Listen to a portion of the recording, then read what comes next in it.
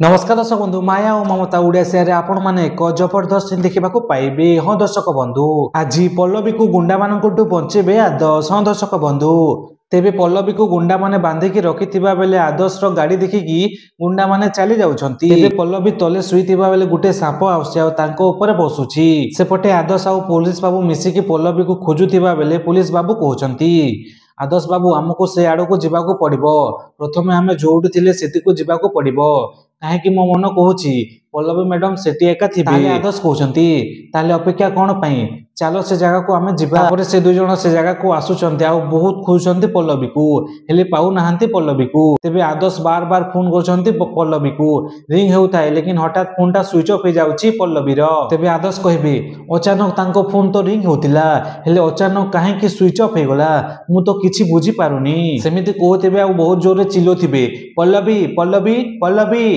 ठीक से कथा पल्लवी को शुणा पड़ुथिबो। तेबे पल्लवी मने मने भाबुछंती आ कहउछंती हे भगवान आदर्श मो पाखरे अछंती किंतु मो मुह खुलिकी डाकू भी पारुनी काहे कि ए सापटा मो सामना रे अछि जदि किछि कहि देले मते चोट मारी देबो। तापरे पुलिस बाबू आ आदर्श चली जाउथिबा बेले पल्लवी डाकुछंती आदर्श आदर्श। तो दर्शक बंधु आपण मानकू कोन लागुछि आदर्श कोन पल्लवी को सापटू बंचे पारिबे कि? जदि हां ताले कमेंट माध्यम रे यस लिखंतु।